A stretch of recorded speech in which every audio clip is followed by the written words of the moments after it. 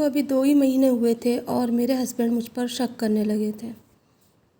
अस्सलाम वालेकुम my YouTube family, कैसे हैं आप सब? उम्मीद करती हूँ ठीक होंगे। मैं भी आप सबकी दुआओं के साथ में ठीक हूँ। नई नई शादी के बाद अक्सर ऐसे होता है कि हस्बैंड वाइफ आपस में एक दूसरे को समझने के लिए कुछ वक्त चाहते हैं और मैं भी यही चाहा करती थी। लेकिन मुझे क्या पता था कि मेरी ज़िंदगी में एक जहर बन जाएगा यही चाहत। मेरे हस्बैंड अक्सर मुझसे जब भी बातें करा करते तो एक ही बात कहते थे कि तुम्हारा किसी से पहला अफेयर तो नहीं था, कहीं तुम किसी के साथ सैड तो नहीं थी, कहीं तुम किसी से मोहब्बत तो नहीं करती थी। शादी के बाद ये सारे लफ्ज़ सुनते सुनते मैं बहुत परेशान हो गई। शुरू में तो मैं मजाक में टाल दिया करती थी, लेकिन उसके बाद में जब उन्होंने लगातार ये कहना शुरू करा तो मुझे बड़ा ताज्जुब सा हुआ कि आखिर ये ऐसा क्यों कहते हैं। मैंने एक दिन हिम्मत करके उनसे पूछा कि आप ये सारी बातें क्यों कहते हैं? जो ज़िंदगी का वक्त गुज़र गया वो मेरा अपना था और अब जो है वो आपका है। और अल्लाह ना करे मेरे साथ ऐसा कुछ नहीं हुआ। मैंने अगर ऐसा कुछ होना होता तो मैं अपने माँ बाप को बता देती और आपसे शादी ना होती। बस इतना सुनना था कि मेरे हस्बैंड ने मुझसे बहुत लड़ाई करी और घर से निकल गए। 2 दिन के बाद घर आए, लेकिन उनका मूड अपसेट था। ये 2 दिन मेरे साथ कैसे गुजरे मुझे ही पता है। मैंने अपनी अम्मी से बताया इस बारे में कि अम्मी वो मुझ पर शक करते हैं। तो अम्मी ने कहा शुरू में लोग शादी के बाद अपना हक़ जताते हैं तो इस तरीके की हरकतें लड़का करता ही है, तुम टेंशन मत लो, सब ठीक हो जाएगा। अपनी मोहब्बत इतनी दो ताकि वो तुमसे तुम्हारी मोहब्बत में खो जाए, सबको भूल जाए। मैंने भी ऐसे ही करना शुरू कर दिया, पर शक था कि आगे बढ़ता चला जा रहा था। उनके जो दोस्त थे वो घर में आया करते और वो काफ़ी देर बैठते और एक दोस्त उनका हमेशा एक ही बात कहता, अगर भाभी की कोई बहन होती तो मैं उससे शादी कर लेता। ये बात सुनते ही मेरे हस्बैंड का दिमाग ख़राब हो जाता और वो कुछ इस तरीके की बात कहता था कि जो दिल को लग जाया करती थी। सब दोस्तों में एक उसका ही आना जाना हमारे यहाँ का बहुत था और वो चीज़ मुझे अच्छी नहीं लगती थी, लेकिन उसके ऊपर बिल्कुल भी फ़र्क नहीं पड़ता, वो बराबर ऐसे ही आया करता था। इसी बीच में मेरे बहनोई, मेरे भाई सभी आया करते थे, जैसे कि मिलने के लिए, लेने के लिए। अक्सर मेरी बहनोई मुझे आकर के लेके जाया करते थे, क्योंकि मेरे भाई की जॉब बाहर लगी थी, वो आ नहीं सकता था और पापा थे नहीं। इसकी वजह से बहनोई आके मुझे ले जाते। अभी मेरी बाजी की शादी को भी 2 ही साल हुए थे और उसके यहाँ पर एक प्यारा सा बेटा था। शादी के चंद दिनों के बाद ही खुशी हो गई थी, जिसकी वजह से जल्दी बेटा हो गया। और बस इसी तरीके से हम सब अपनी ज़िंदगी में मस्त थे, लेकिन मेरी ज़िंदगी में कहीं ना कहीं जहर घुलता चला जा रहा था और वक्त आगे आगे बढ़ता चला जा रहा था। जैसे ही मेरी शादी को 6 महीने हुए, एक दिन मेरे हस्बैंड की और मेरी बहुत तेज़ लड़ाई हुई, क्योंकि वो हमेशा इसी बात पे लड़ाई करते थे कि तुम्हारा कहीं ना कहीं कोई ना कोई चक्कर है, तुम खूबसूरत हो, तुम्हें 10 मिल जाएंगे। जबकि मैं उन्हें हमेशा एक ही बात कहती थी कि मुझे आप ये सब बोल बोल के टॉर्चर कर रहे हो, मैं डिप्रेशन में जा रही हूँ, मेरे साथ इस तरीके से मत करो। कभी वो मेरे मुंह पे थप्पड़ मार देते, तो कभी मेरे मुंह के ऊपर गर्म पानी फेंकते, तो कभी चाय फेंक देते। अक्सर उनकी आदत ये बनती चली जा रही थी कि वो कुछ कहीं नहीं फेंकते थे, सिर्फ मेरे चेहरे के ऊपर ही फेंकते थे।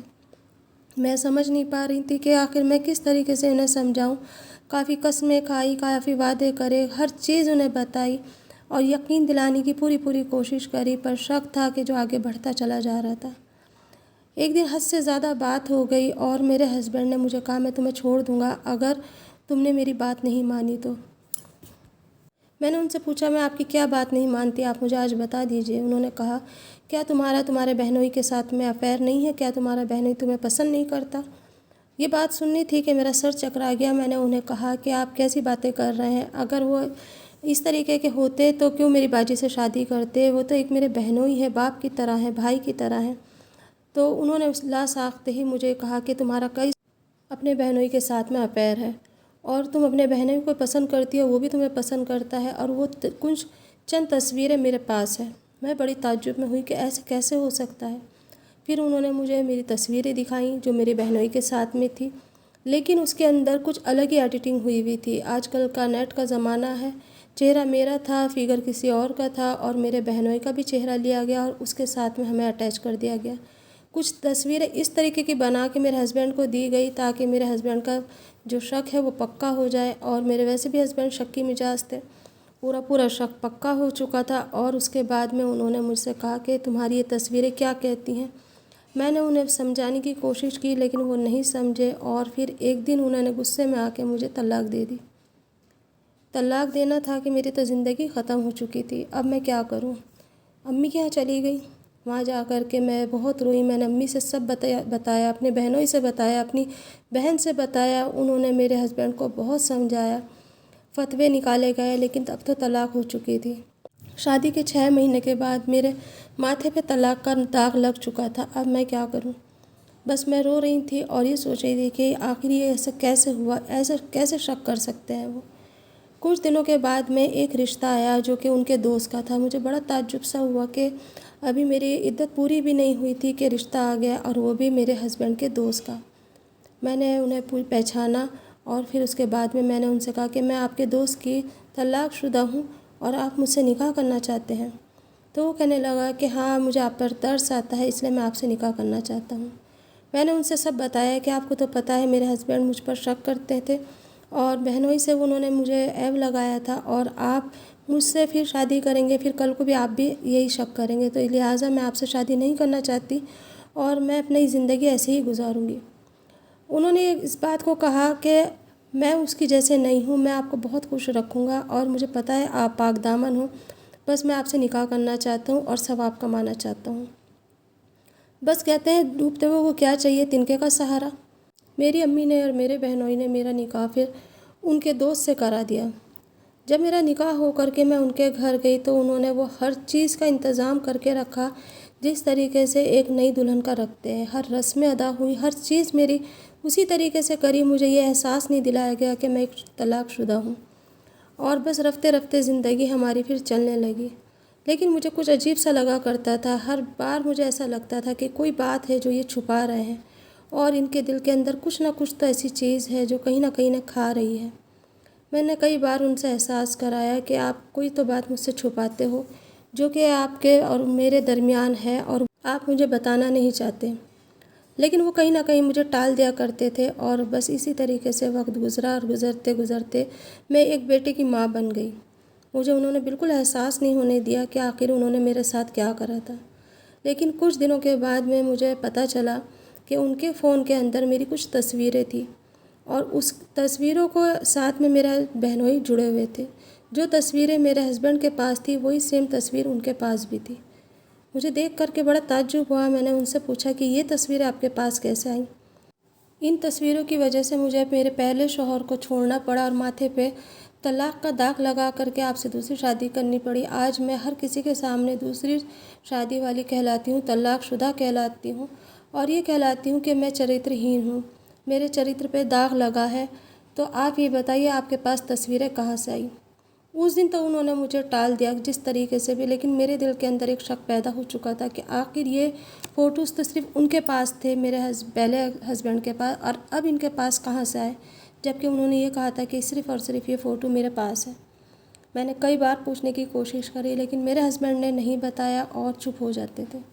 कुछ दिनों के बाद में मेरे बेटे का मैंने हकीका करा। मेरे हस्बैंड ने कहा कि एक छोटा सा फंक्शन करते हैं, सबको बुलाएंगे और उसके अंदर सबको शामिल करेंगे और अपने बेटे को बहुत सारी दुआएं दिलाएंगे। और हमने हकीका करा, सारे मेहमान आए, और उनमें से एक मेरे हस्बैंड की, जो अब मेरे हस्बैंड है, उनकी एक बहन आई जो कि दूर के रिश्तेदारों में लगती थी, और उन्होंने आकर के कहा कि आखिरकार भाई ने हासिल कर ही लिया। मैंने कहा कैसे? तो वो चुप हो गई उस टाइम पे, और मेरे हस्बैंड भी खामोश हो गए। मेरे दिल के अंदर एक लगन तो लगी चुकी थी कि आखिर ऐसी क्या बात है, क्योंकि मेरे पहले हस्बैंड के दोस्त भी थे और इसने ये बात क्यों कही। इस बार मेरे दिल में शक पैदा हो गया था। पिछली बार मेरे हस्बैंड के दिल में शक था, इस बार मेरे दिल में शक था। मैंने जो मेरे हस्बैंड की कज़िन थी उससे मैंने पूछा कि आखिर आप ये बात क्या कही है, आपने मुझे सच सच बताएं। पहले तो वो चुप हो गई, फिर बाद में कहने लगी इतनी मोहब्बत करने वाला बहुत मुश्किल से मिलता है, पहले आप कसम खाए कि आप घर बर्बाद नहीं करेंगी। मैंने उनसे कहा मैं वादा करती हूँ मैं अपना घर बर्बाद नहीं करूँगी, क्योंकि मेरा पहले से घर बर्बाद हो चुका है। मैं उनसे बहुत मोहब्बत करती थी। फिर उसने बताया कि जब से आपकी शादी हुई थी मेरे भाई आपको बहुत पसंद करते थे, और वो कहते थे कि मुझे ऐसी ही लड़की चाहिए थी, ऐसी लड़की से मुझे शादी करनी है। आपके हस्बैंड तो पहले से ही शक करते थे, और फिर बाद में जब मेरे भाई ने देखा कि वो शक्की मिजाज है तो मेरे भाई ने थोड़ा सा और से उसके अंदर शक डाल दिया। वो कुछ तस्वीरें जो मेरे भाई ने आपके हस्बैंड को भेजी थी तो वो उन्होंने एडिट करके भेजी, ताकि वो किसी तरीके से आपको हासिल कर सके, और इस तरीके से उन्होंने आपको छोड़ दिया, क्योंकि वो आपके ऊपर जुल्म होते हुए नहीं देख पा रहे थे। हमेशा का शक, हमेशा की लड़ाई कभी आपके चेहरे पे थप्पड़ों के निशान मिलते थे तो कभी आपके चेहरे के ऊपर चाय के निशान मिलते थे। यही सारी बातें थी जिसकी वजह से भाई ने मुझसे बात करी और मैंने उनसे कहा था कि अगर आपको उन्हें हासिल करना है, छुड़वाना है तो ये वाला रास्ता अख्तियार कर लो। और इस तरीके से हम दोनों ने मिल कर के आपकी ज़िंदगी को उनसे अलग करा दिया। ये नहीं पता कि वो सही था या गलत था, लेकिन हाँ, मैंने अपने भाई की खुशी की खातिर ये सब कुछ करा। मैंने उनसे कहा कि आपने ये गलत करा, क्योंकि मैं उनके साथ बहुत खुश थी। खुश तो मैं इनके साथ भी हूँ, क्योंकि ये एक रिश्ता मजबूरी का है। वो मेरी मोहब्बत का था, वो मेरे निकाह का था, वो मेरे पहले प्यार थे। क्योंकि जब शादी होकर के लड़की जाती है तो शादी के बाद वो सबसे पहले अपने शौहर से ही प्यार करती है। खैर, जो भी था, ज़िंदगी को आपने मेरी तो तल्ख़ कर दिया, लेकिन आने वाले टाइम में किसी और के साथ ये खेल मत खेलना। पता नहीं किसकी ज़िंदगी कहाँ ख़त्म हो जाए या अपने आप को कौन क्या कर ले। मैं हिम्मत वाली थी जो मैंने ये सारी चीज़ें बर्दाश्त करी।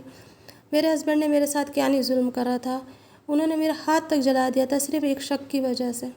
तो कभी भी इस तरीके से नहीं करना, और वादा करो कि आज के बाद आप कभी किसी के साथ नहीं करोगे। और ये राज अब राज ही बनकर रहेगा, लेकिन राज तो राज बन के रहा, लेकिन मेरे दिल के अंदर कहीं ना कहीं मेरे शौहर के लिए एक नफ़रत सी पैदा हो गई। उन्होंने क्यों करा मेरे साथ ऐसे, क्यों करा?